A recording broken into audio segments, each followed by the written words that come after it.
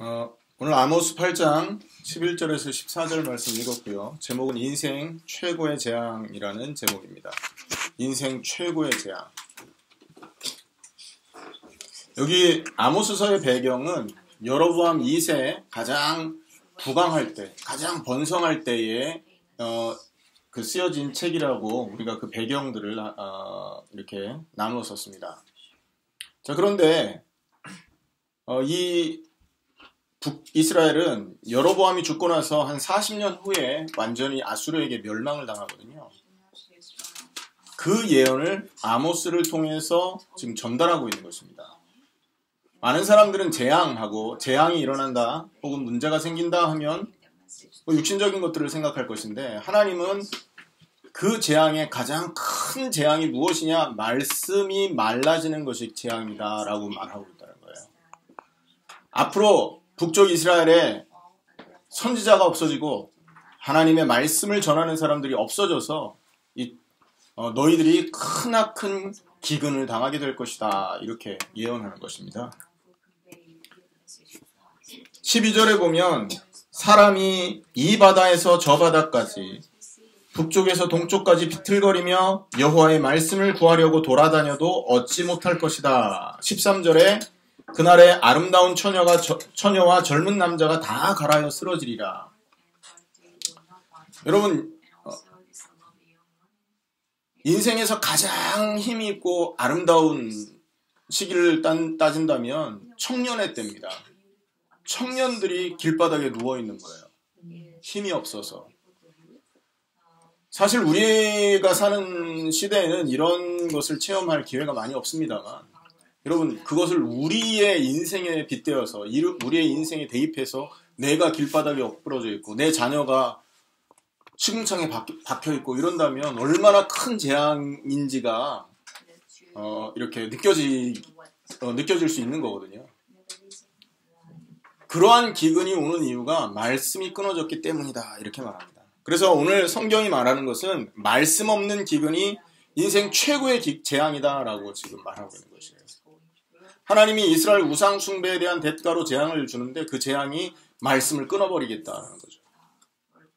사고 당한 것도 재앙일 수 있고, 질병 만난 것도, 또 직장에 문제 당한 것도 재앙일 수 있습니다. 뿐만 아니라 내가 원치 않게 돈을 잃어버리는 사기를 당했다? 재앙일 수 있어요. 내가 사랑하는 자녀가 문제 속에 빠지는 자녀 문제를 당했다? 그것도 재앙일 수 있습니다만, 성경이 말하는 진짜 재앙은 그게 아니라는 거죠. 성경에서 말하는 진짜 재앙은 뭐냐? 말씀의 기근이 최고의 재앙이라고 우리에게 전달하고 계신다는 겁니다. 다른 문제들은 지나가면 해결되는 문제죠. 다 지나가면 해결될 수 있는 문제들입니다. 또 우리가 행실을 바르게 했을 때 끊어질 수 있는 문제들입니다만, 말씀이 없어지는 이 문제는 인생의 모든 문제를 가져다주는 시작점이기 때문에 성경은 이것이 최고의 재앙이다, 이렇게 말씀하고 있다는 겁니다. 11절에 보라, 날이 이를지라 내가 기근을 땅에 보내리니 양식이 없어 주림이 아니며 물이 없어 가람이 아니요 여호와의 말씀을 듣지 못한 기갈이라. 말씀의 기갈이 왜 우리 인생의 최고의 재앙이 되느냐? 첫 번째는요, 이 말씀의 기갈 때문에 모든 문제가 시작되고 있다는 거예요. 다른 말로 말하면 말씀의 기갈은 모든 문제를 시작하게 하는 원인 중에 원인이 된다. 여러분, 성경의 예를 살펴본다면 더욱 이해하기가 쉬울 것입니다. 가장 처음으로 예를 들 수 있는 게 뭐냐면 창세기 3장 사건입니다. 이 사건은 하나님을 떠나게 만들었고, 이 사건은 인간을 죄인으로 만들었을 뿐만 아니라 사단의 노예가 되고 세상 풍속의 노예가 되도록 만든 사건입니다.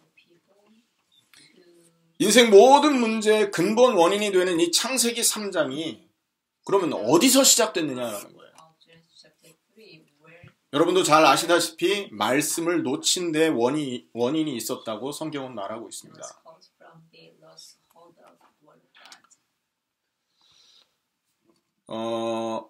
우리가 그 창세기 3장 아담 하와 사건을 잘 압니다. 사단이 아담 하와를 속여서 먹지 말라고 했던 선악과를 먹었던 사건이잖아요. 근데 여기서 우리가 주목해야 될 게 하나가 있습니다. 왜 사단은 하와를 공격 목표로 삼았느냐라는 거예요. 거기 아담도 있었지 않습니까? 그런데 왜 아담을 건들지 않고 하와를 건드렸느냐? 여자라서요? 힘이 약해서요? 절대 그렇지 않습니다. 그 이유는 하와가 상대적으로 아담보다 말씀을 희미하게 가지고 있었다는 사실을 사단이 간파를 했던 거예요.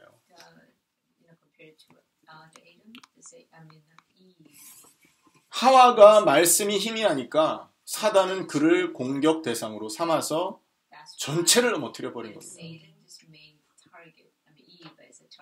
말씀이 희미하다 사단의 통로가 되고 그 통로를 통해서 가정뿐만 아니라 전 지역과 전 국가를 무너뜨릴 수 있는 큰 문이 열려진다는 거죠. 같은 이유로 한번 생각해 봅시다. 사단이 가정을 만약에 공격한다고 하면 누구를 공격할까요? 아빠를 공격합니까? 엄마를 공격합니까? 자녀를 공격합니까? 힘이 없는 사람을 공격하겠습니까? 못생긴 사람을 공격하겠습니까? 능력 없는 사람을 공격하겠습니까? 절대 그렇지 않습니다. 딱 한 가지예요. 그 가정을 무너뜨릴 수 있는 가장 좋은 방법은 그 가정에 말씀이 가장 희미한 사람을 건드려 버리는 겁니다. 그 가정에서 말씀을 가장 희미하게 잡고 있는 사람이 바로 사단 공격의 제1 목표가 되고 그 공격을 받아서 온 가족이 한꺼번에 무너지게 되고 그 영향이 주변 친척들에게 친구들에게 전달되고 그 영향 때문에 모든 현장에까지 악한 사단의 공격이 미치게 될 수 있다는 거죠. 그래서 이 사단은요. 가정에서 누가 말씀이 제일 약하냐 귀신처럼 찾아냅니다.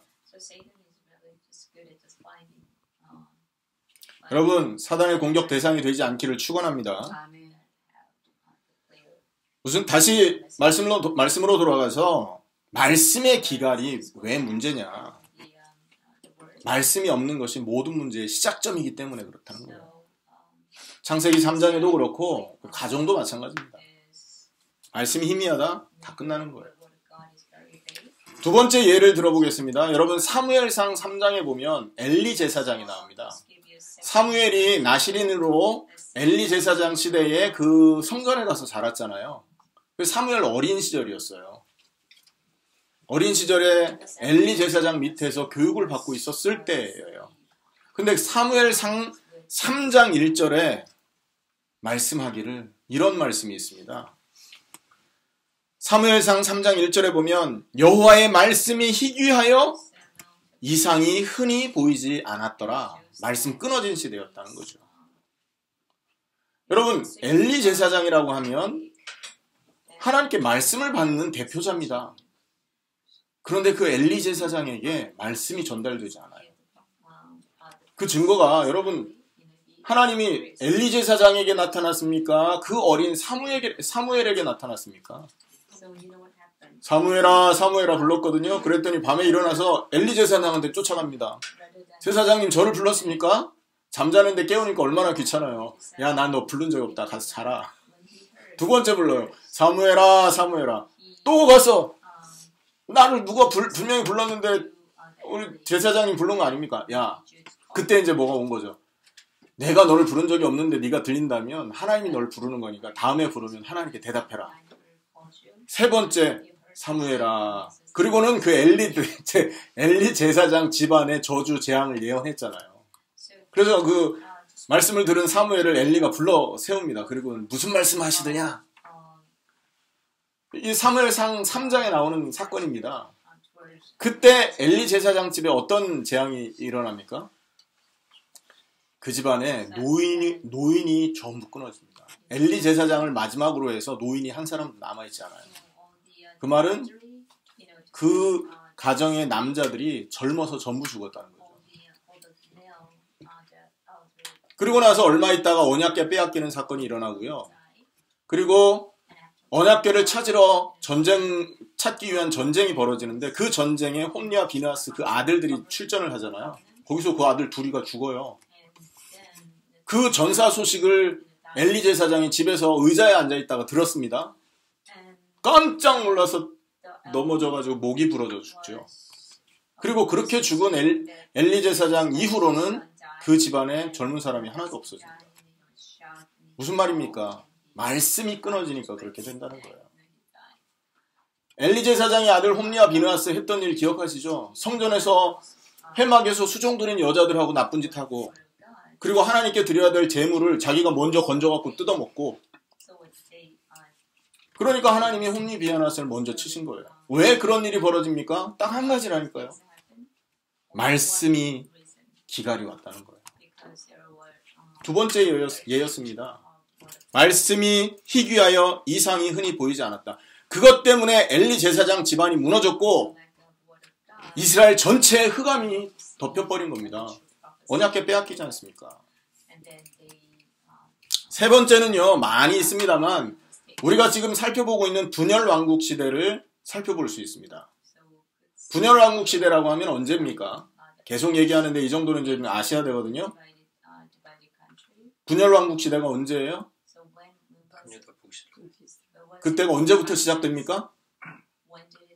솔로몬 죽고 나서 북쪽은 여로보암이, 남쪽은 솔로몬의 아들 르호보암이 통치를 하고 나눠지죠. 그걸 분열 왕국 시대라고 합니다.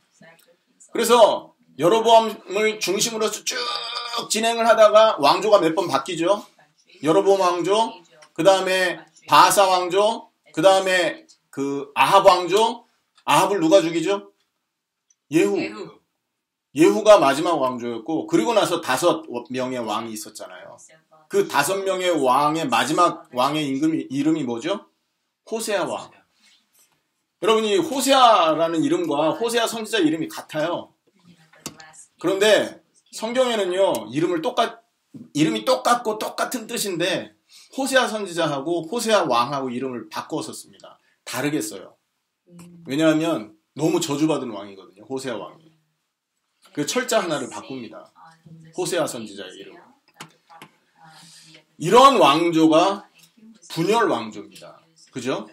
그런데 우리가 지금 북이스라엘을 중심으로 쭉 살펴보다가 마지막 호세아 죽고 나서의 일들을 지금 살펴보고 있는 중에 그 시대쯤에 같은 시대를 살고 있었던 선지서들을 좀 살펴보고 있는 거잖아요.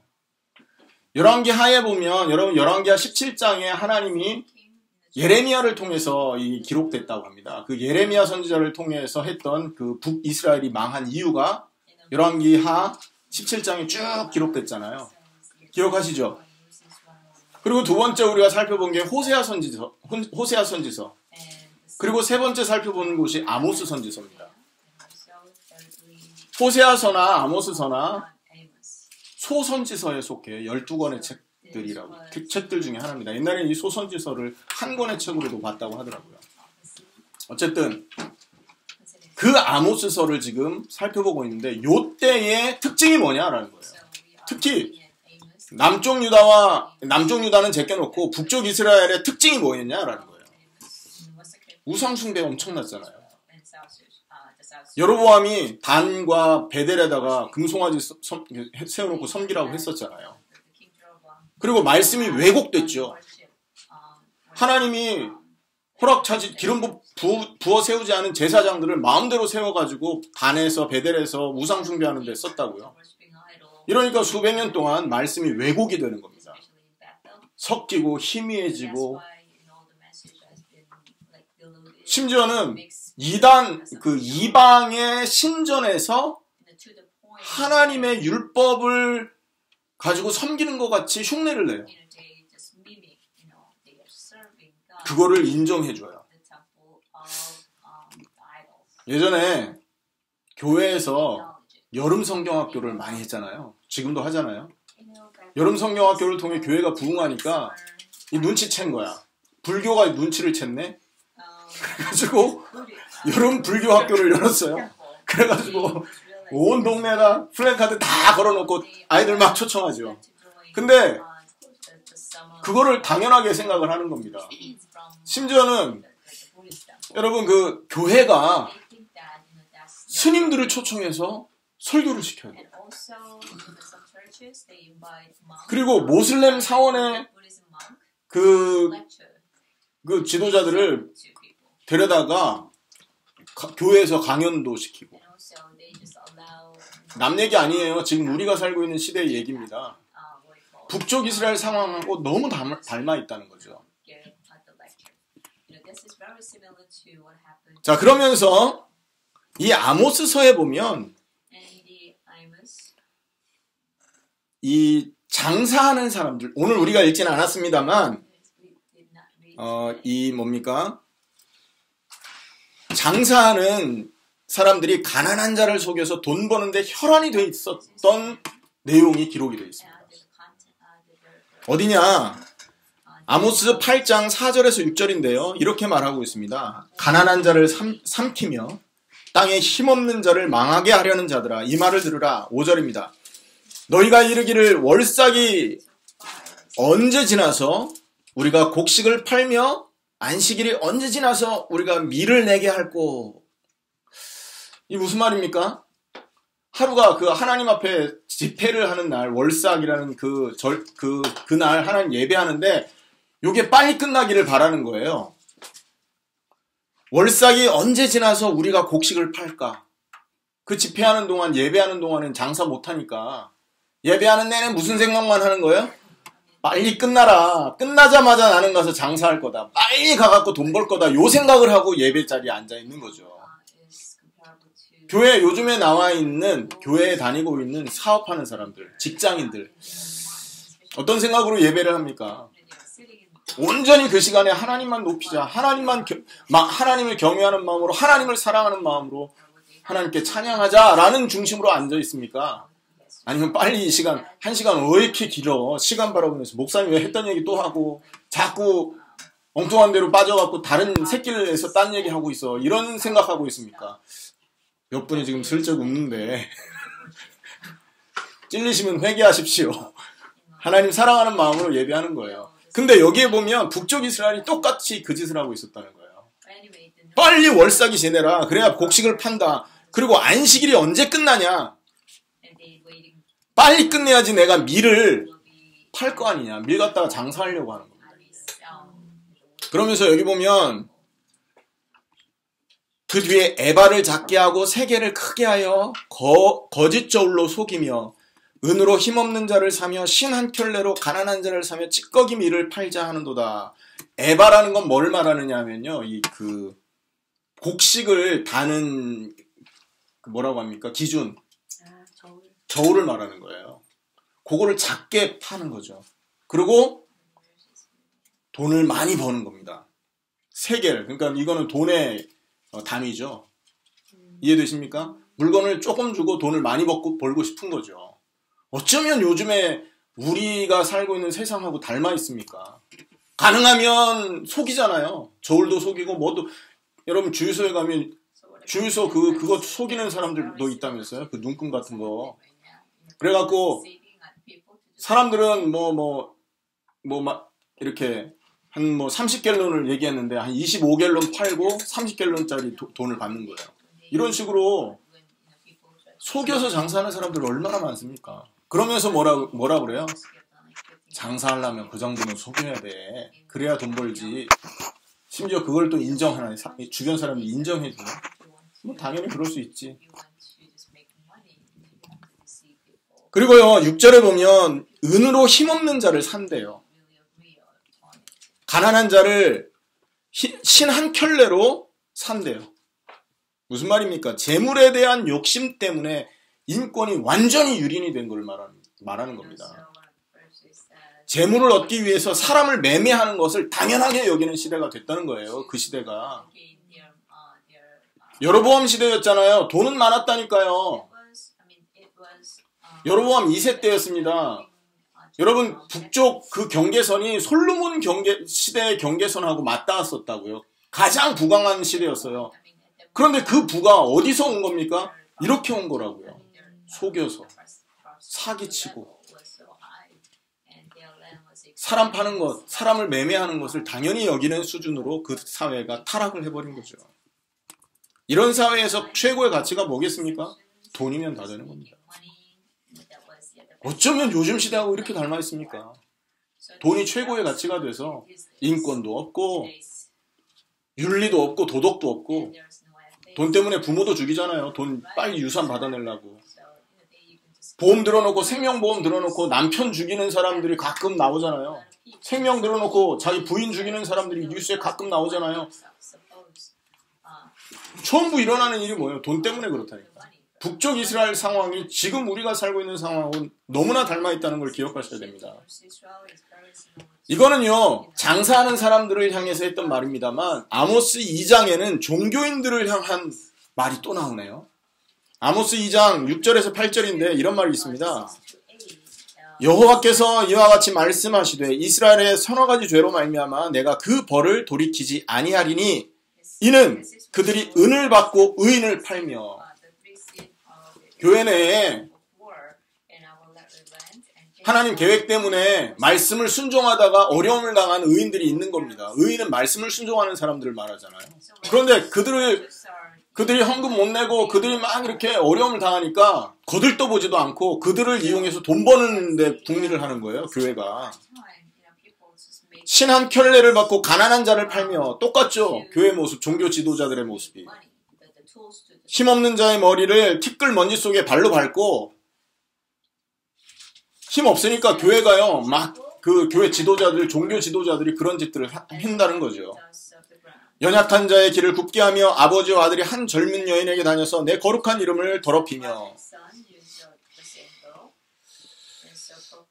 근친상간을 말하는 겁니다. 성경에서 금하고 있는 악한 죄를 교회에서 하고 있다는 거예요. 8절에 모든 제단 옆에서 전당 잡은 옷 위에 누우며. 가난한 사람들이 해야 될 것을 다 못하니까 교회가 그것을 전당 잡은 거예요. 그 사람들의, 가난한 사람들의 옷을. 그리고 그의 신전에서 벌금으로 얻은 포도주를 마신대요. 그래가지고 그 전당 잡은 물건을 가져가려면 돈을 갖고 왔을 거 아닙니까? 꽁돈으로 생긴 거예요, 그 돈이. 그 남은 돈을 가지고 포도주를 마시고 교회가 이렇게 종교 지도자들이 신전에서 그 짓을 했다는 거죠. 한마디로 무슨 말입니까? 하나님의 말씀을 이용해서 사리사욕을 취하는 모습이에요. 교회가 타락한 거예요. 종교계가 완전 내려버린 겁니다. 북쪽 이스라엘 그 일대 여로보암 때부터 해서 완전히 이게 그 말씀이 희미해져 있었기 때문에 이런 것들이 마지막 때쯤 와서는요, 완전히 이 타락한 모습이 그 이스라엘 전체의 문화로 자리 잡게 되었던 것입니다. 그리고 12절에 보면 너희가 나실 사람으로, 나신일을 말하죠. 나신일. 그 사무엘 같은 사람, 그 다음에 또 삼손 같은 사람. 여러분 나실인 세 가지 법 아십니까? 머리를 깎지 않고 독주를 마시지 않고 시체에 가까이 가지 않죠. 그래서 성결하게 인생을 딱 이렇게 서원하는 사람을 말합니다. 그런데 그런 사람들한테 포도주를 마시게 하는 거예요. 야, 괜찮아. 그래도 돼. 뭐 하나님이 눈 감아줄 수 있으니까 그 정도는 용서해주지 않겠니? 또 선지자에게 명령해서 예언하지 말게 하는 겁니다. 그 말은 뭐냐면 선지자의 입을 어떻게 막아요? 하나님의 말씀을 전하는데. 근데 그걸 막을 수 있는 위치에 있는 겁니다. 이 사람들이. 한마디로 교권 우상에 빠져버린 거예요. 교단에서 금하는 얘기를 자꾸 하면 어떻게 됩니까? 잘려나가는 거지. 너 그 말 하지 마. 이렇게 되는 겁니다. 이걸 교권 우상이라고 합니다. 예전에 천주교가 득세를 하고 있을 때 그것이 잘못이다라고 말하면서 종교개혁자들이 일어났잖아요. 얼마나 핍박을 받았습니까? 루터나 칼빈이나 이런 사람들이요. 교권으로 그 사람들의 입을 막은 겁니다. 여러분 예전에 기독교계가 완전 타락했어요. 성경이 말하는 복음이 희미합니다. 그러니까 예수가 그리스도라는 복음 얘기하니까 어떻게 됩니까? 이단이라고 얘기했었잖아요. 순복음교회도 복음 말하니까 이단 취급 당했었지 않습니까? 저희도 어떻게 됐습니까? 성경이 말하는 얘기하니까 그거 얘기하지 말아라 그 말 하는 거예요. 교권이라는 우상으로 하나님의 말씀을 거부하는 거예요. 왜냐? 하나님 말씀 계속 들으면 찔리거든요. 잘못했다고 자꾸 얘기하는데 마음이 찔리니까 듣기 싫은 거라 말하지 마라. 교권을 가지고 물러버리는 거죠. 북쪽 이스라엘이 그랬었죠. 그것 때문에 북쪽 이스라엘은 결국은 무너지게 됩니다. 하나님 경고를 듣지 않아서. 왜 이렇게 말씀이 없다는 그것 때문에 이러한 문제들이 끊어지지 않는 것이냐. 창세기 3장도 그렇고 사무엘 3장도 그렇고 분열 왕국 시대도 그렇고 말씀이 희미해졌던 것 때문에 많은 문제가 왔지 않습니까? 맞죠? 그럼 도대체 말씀이 희미한 것이 도대체 무엇이기에 이런 어려움들이 자꾸 오느냐라는 거예요. 두 번째, 말씀 없다는 것은 하나님을 떠났다는 것을 의미하기 때문에 그런 것입니다. 여러분, 만약에 말이에요. 여러분 마음속에 말씀이 남겨져 있지 않는다. 설교를 들었어요. 분명히 예배를 참석했습니다만 예배 참석 이후에 여러분의 마음속에 말씀이 남겨져 있지 않다면 그 사람은 말씀에 기근이 와 있다고 보시면 되는 거예요. 그 말은 뭐냐? 말씀에 기근이 왔다는 그 말은 무슨 뜻이냐? 하나님이 떠나 있다는 얘기가 되는 거예요. 가족이요. 왜 서먹서먹해질까요? 대화가 없어서 그렇습니다. 부부 사이가 왜 서먹서먹해지고 그렇습니까? 대화가 없어서 그럽니다.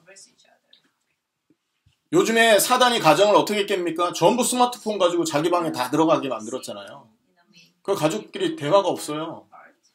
그러니까 무슨 일이 일어나는지도 몰라. 어느 날 뭐 문제 툭 터져야 아이고 큰일 났네 이렇게 되는 거잖아요. 여러분, 그러나 우리가 서로 대화하고 우리 아들이 이런 말을 했는데 그 말이 내 마음에 담겨있고 아빠가 이런 얘기를 했는데 자녀들 마음속에 아빠의 말, 엄마의 말이 담겨있고 또 아내가 이런 얘기를 했는데 그 아내의 말이 남편 마음속에 담겨있다면 그 사람들은요 서로 교제가 지속되고 있는 거 아닙니까? 근데 그게 싹 없어져 버린 거예요. 그런 문제가 오는 겁니다. 마찬가지로 하나님은 선지자의 입을 통해서 말씀을 주신단 말이에요. 그래서 선지자의 그 말씀은 하나님의 음성이고 성도의 본분은 그 하나님의 음성을 마음에 담아놓는 게 본분이에요. 그게 하나님을 만나는 것이기 때문에. 그래서 선지자는 하나님과 인간의 중보자입니다. 선지자의 말을 듣는 것 같지만 그게 하나님의 음성을 듣는 것이에요. 그런데 말씀이 남아있지 않는다? 뭐를 의미하는 거예요? 하나님과 멀어져 있다라는 말인 겁니다. 그래서 항상 하는 얘기가 있습니다. 우리 선배 목사님들이 항상 하는 얘기들. 뭐냐? 목사 가정 가족들이 신앙생활하기 되게 어렵다라는 얘기들을 합니다. 목사들을 가까이서 보니까. 그리고 또 교회를 처음 시작했을 때 목사와 가장 친하던 멤버가 반드시 목사하고 갈등을 일으키고 교회를 떠나갑니다. 그러니까 목사 잘해주는 사람을 경계해라 이런 얘기를 합니다. 이게 무슨 말인가 이해되십니까? 옆에서 좋은 거 나쁜 걸 다 보는 거예요. 그러니까 어떻게 돼요? 말씀이 하나님 말씀으로 안 들리는 거예요. 결국 그렇게 되니까 어떻게 돼요? 말씀이 마음에 남겨져 있지 않게 되고 하나님과 관계가 점점 멀어지게 돼서 결국은 나중에 분쟁을 일으키고 무너지게 되는 거죠. 말씀이 없다는 것은 하나님이 떠나셨다라는 것을 의미한다는 걸 기억하셔야 됩니다. 한 주간 살아가는데 여러분을 인도할 말씀이 없다면 이미 여러분 기근 중에 있다는 거예요. 더 깊게는 여러분이 재앙 중에 있는 겁니다. 왜?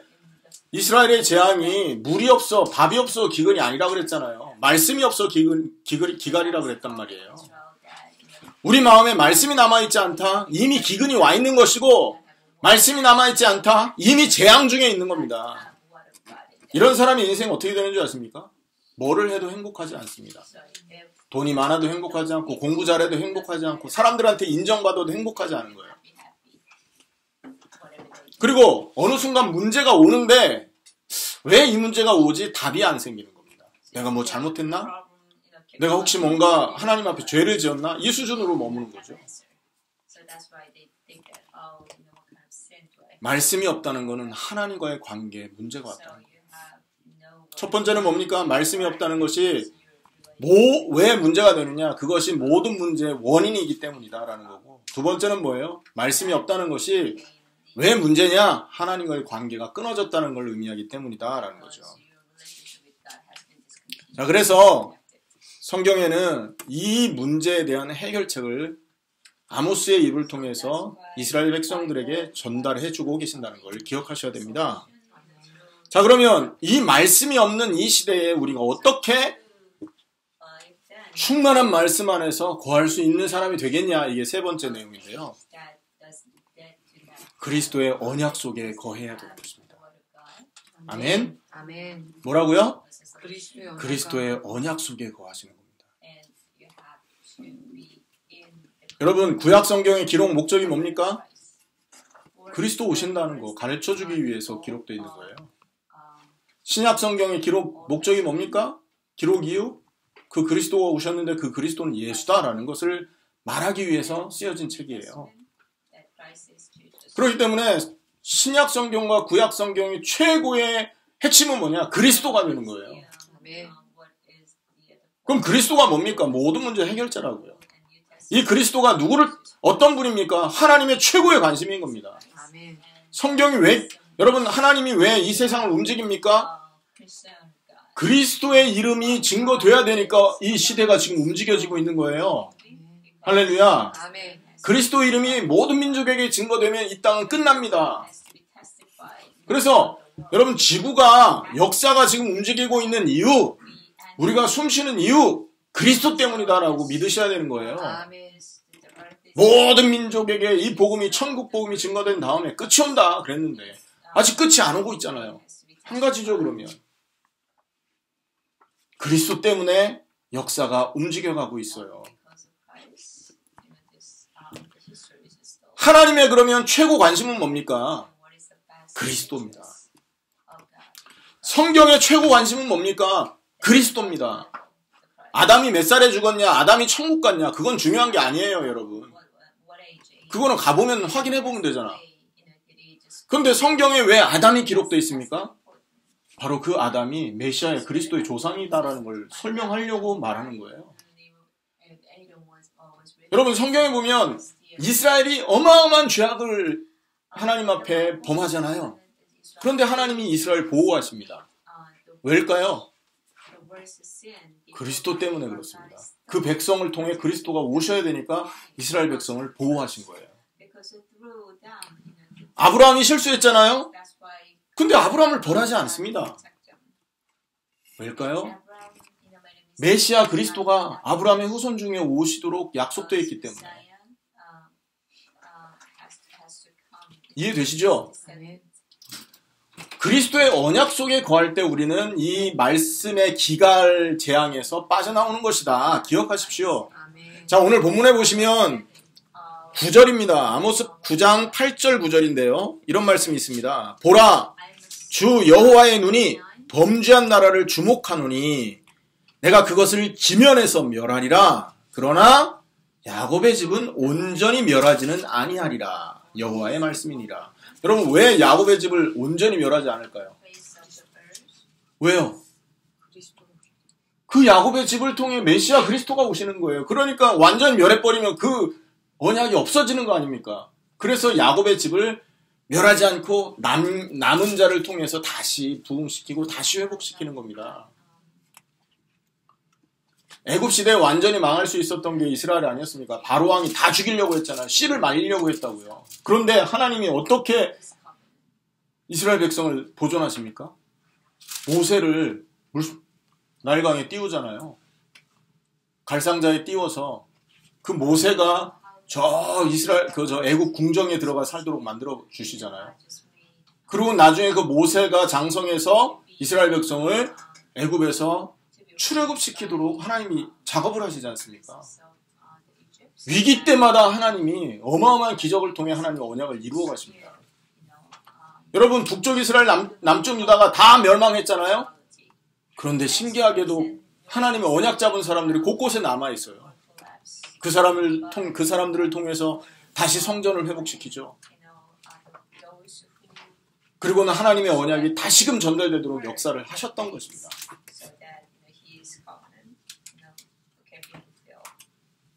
그래서 야곱의 집은 온전히 멸망당하지 않을 것이다 라는 예언을 하고 계시고 9절에 보면 보라 내가 명령하여 이스라엘 족속을 만국 중에서 채질하기를 채로 채질함 같이. 여러분 채로 막 걸러내면 그 굵은 거는 남고 얇은 건 밑으로 떨어지잖아요. 그런 식으로 채질을 할 것인데 그 한 알갱이도 땅에 떨어지지 않을 것이다. 이스라엘 족속을 그렇게 보호하겠다라는 거죠. 그리고 아모스 9장 13절 15절에 이런 말씀이 있습니다. 여호와의 말씀이니라 보라 날이 이를지라 내가 파송하는 자가 곡식 추수하는 자의 뒤를 이으며 파종하는데 곡식 추수하고 같이 하는 거예요. 얼마나 이 추수할 거리가 많으면 추수를 다 하기도 전에 파종을 해야 될 정도가 되냔 말이에요. 포도를 밟는 자가 씨 뿌리는 자의 뒤를 이으며 산들은 단포도주를 흘리며 작은 산들은 녹으리라.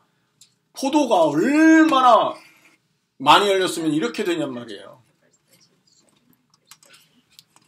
14절에 내가 내 백성 이스라엘이 사로잡힌 것을 돌이키리니 그들이 황폐한 성읍을 건축하여 거주하며 포도원들을 가꾸고 그 포도주를 마시며 과운들을 만들고 그 열매를 먹으리라.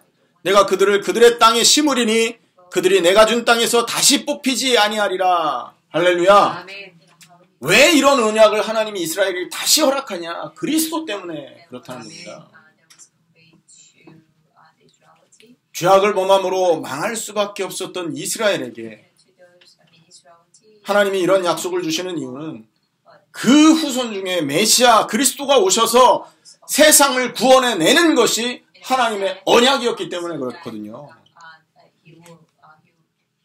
이것이 바로 복음의 힘이라고 하는 것입니다. 그리스도는 복음 아닙니까? 할렐루야. 예수가 그리스도라는 건 복음이라고요. 그렇기 때문에 이 복음의 약속을 하나님은 절대적으로 중요하게 생각하고 절대적으로 지키고 계시는 거예요. 이 복음에 연관된 사람은 그 사람의 능력과 배경과 상관없이 하나님의 축복 속으로 들어가게 되는 것입니다. 그리스도와 관련 있는 백성을 하나님은 절대 멸망시키지 않으시고 그리스도와 관련 있는 하나님의 백성을 하나님께서 긍휼로 인도해 주신다는 거죠. 여러분, 우리가 그 그리스도 되신 예수님의 십자가와 부활을 의지해서 하나님 앞에 의롭다고 칭함받은 사람이 맞다면 우리는 이 언약 속에 거하는 상태임을 기억하셔야 됩니다. 무슨 말입니까? 예수님의 십자가에 내가 함께 달려 죽어야 된다라는 이 사실을 인정할 때 우리는 그리스도와 관련된, 그리스도와 연합된 사람이 되는 거예요. 여러분, 구원받으려면 뭐가 전제되어야 됩니까? 구원받으려면 뭐가 전제되어야 돼요? 한마디로, 다른 말로 죽지 않는 사람은 절대 구원이 없는 겁니다. 죽음이라는 게 전제되고, 그리고 구원이 있는 겁니다. 그럼 어떻게 죽어요? 내가 서 있는 이 자리가 죄의 자리였구나. 하나님의 말씀과는 전혀 상관없이 내 인생의 목표를 위해서 달려가던 자리가 내가 서 있었던 자리였구나 라는 게 저 가슴 깊숙한 곳에서부터 인정되고 내가 서 있는 그 자리가 너무나 밉고 너무나 경멸스럽게 느껴져서 거기서 빠져나와야 되겠구나 라는 결단이 서야 되는 거예요. 그 결단을 가지고 어떻게 하는 겁니까? 십자가의 죽음을 나의 죽음으로 받아들이는 겁니다. 아멘? 그때 어떻게 됩니까? 예수님의 십자가에 죽은 그 자리에 나의 과거 죄악된 인생이 함께 못 박혀 없어지게 되는 것입니다. 아멘? 그 죽음을 그렇게 믿음으로 죽음을 통과한 사람들은 그 후 예수님이 3일 만에 부활한 것처럼 새로운 피조물로 부활하게 되는 겁니다. 그 새로운 피조물의 인생은 특징이 뭐냐? 예수님과 함께 사는 인생으로 바뀌어지게 돼요. 부활이 그걸 말하는 거예요. 죽었다가, 옛사람이 죽었다가 새 사람으로 살아난다는 거죠. 맞습니까? 씨가 떨어져서 죽고 나니까 그 죽은 씨에서 새싹이 올라오는 것처럼 고린도전서 15장 얘기잖아요. 십자가에 우리의 옛사람이 죽고 나니까 예수의 생명이 우리의 인생이 되어서 새로 피어나는 거예요. 그렇게 죽고 예수님과 함께 산 사람은 그리스도의 언약 속에 함께하는 사람이 되기 때문에 아무것도 걱정하지 않아도 되는 겁니다. 하나님의 보호 속에 들어가는 거예요. 오해하면 아이고 죽어야 돼. 죽으라는데 자꾸 죽으라는데 안 죽어져가지고 어떻게 죽어야 되지? 어제도 죽고 오늘도 죽고 내일도 죽고 맨날 죽으래. 아우 짜증나 죽겠네. 그렇게 될 수 있습니다. 죽음이 여러분 죽으라는 이유는 더 큰 은혜 속으로 들어가라니까 가야 되니까 죽으라는 거 아니에요. 예수님이 대신 죽어주셨으니 그 대신 죽으신 예수님의 죽음이 나의 죽음이었구나라고 받아들이라는 건데 믿음이 없으니까 그게 받아들여지지 않는 거죠. 여러분 그 사람은 어떻게 사는지 아십니까? 전혀 예수님과 상관없이 예수님의 죽음과 상관없는 인생을 살게 됩니다. 그래서 내 인생 그냥 사는 거예요. 내 원하는 것 따라서 내 육신의 디자이어 욕구를 따라서 그것이 뭐 하나님의 말씀인지 아닌지 관심도 없고 나만 좋으면 장땡이야 그냥. 그런 인생 삽니다. 근데 예수님과 함께 죽은 사람은 어떻게 되느냐? 실수하게 되잖아요. 그죠? 가끔 실수합니다. 실수로 죄를 짓기도 하고 실수로 하나님 원치 않는 일을 할 수도 있는데 예수님과 연합된 사람은 그 실수할 때 예수님이 당하신 고통이 느껴져요. 이해되십니까? 그래서 그 죄를 반복해서 짓지 않게 돼 있어요. 왜? 지으면 더 아프거든. 한 번 지은 죄를 두 번 지으면 두 번째는 더 아파요. 세 번째는 더 아파. 무슨 말인가 이해되십니까? 그게 연합되어 있기 때문에 그런 겁니다. 예수님의 십자가가. 그러면 나중에 어떻게 되겠습니까? 절대 하나님의 언약에서 벗어나서 자기 인생을 못 살게 돼 있어. 연합되어 있기 때문에. 절대 하나님의 그 언약에서 벗어나지 못하게 되어 있다고요. 그게 바로 예수님과 함께하는 사람의 인생이라는 것입니다. 여러분 그런 사람이 어떤 것에 기쁨을 얻을까요? 그러면 내가 나를 위해 살아보니까 계속 아프거든. 그럼 그 사람에게 가장 기쁨은 뭐가 남는 거예요? 하나님이 원하는 인생을 살 때 최고의 기쁨이 오는 거예요. 주의 말씀을 순종하고 주님을 예배하고 주님을 찬양할 때 가장 행복한 마음이 샘솟게 되는 거죠. 그러니까 그 자리를 갈 수밖에 없게 되는 거예요. 아멘입니까? 아멘. 자, 그런 사람은 그리스도와 관련 있는 사람인 거예요. 그런 사람이. 오늘 말씀을 마치겠습니다. 말씀이 없다는 건 최고의 기갈이에요. 최고의 재앙입니다. 여러분 마음속에 그리스도의 십자가와 부활이라는 이 언약이 담겨있지 않다면 여러분에게는 이미 재앙이 와 있는 거예요. 손 쓸 수가 없습니다. 그건 아무도 도와줄 수가 없어요. 그러나 반대로 예수님의 십자가의 죽음이 나의 죽음이고 예수님의 그 부활이 나의 부활이라는 거, 예수님의 생명으로 부활된 그것이 나의 인생이 되었다는 사실이 여러분에게 받아들여진다면 여러분은요 최고의 축복 속에 거하는 사람이라는 걸 반드시 놓치지 마셔야 됩니다. 그래서 십자가에 죽고 우리가 예수님과 함께 산다는 것을 가장 요약해서 설명한 곳이 갈라디아 2장 20절이거든요. 아까 우리 강 집사님도 그 기도를 하셨는데 갈라디아 2장 20절이 안 되면 구원이 없는 거예요. 아멘. 갈라디아 2장 20절이 안 되면 우리 인생도 없는 거예요. 왜? 죽지 않고 내가 지금 우상숭배 속에 살고 있는데 무슨 인생이 있겠습니까? 갈라디아 2장 20절이 안 되면 우리는 기도 응답도 없는 겁니다. 여러분 우리가 받은 그거 안 됐는데 받은 응답은 뭐예요? 귀신이 주는 응답일 가능성도 있다니까요. 그리고 우리가 그게 안 됐다는 거는 아직 구약에 살고 머물러 있는 겁니다. 그래서 막 뭐 기도하면 막 역사 일어나는 것 같고 뭐 하면 뭐 또 이렇게 나중에 또 안 되면 저기 또 안 믿는 사람처럼 돼 있고 이게 구약 수준인 겁니다. 갈라디아 2장 20절이 되면 신약으로 바뀌는 거예요. 그렇기 때문에 응답도 없고 전도도 없는 겁니다. 갈라디아 2장 20절이 안 되는데 십자가와 함께 안 죽었는데 무슨 전도가 되겠어요. 세계복음화도 없는 거예요. 이런 인생에게. 여러분 최고의 인생의 최고 재앙이 말씀이 없어지는 것입니다. 아모스서의 이 말씀을 여러분이 마음속 깊이 기억하시고 정말 하나님 앞에 그리스도의 십자가와 부활로 충만하게 되는 여러분 되기를 예수님의 이름으로 축원합니다. 기도하겠습니다.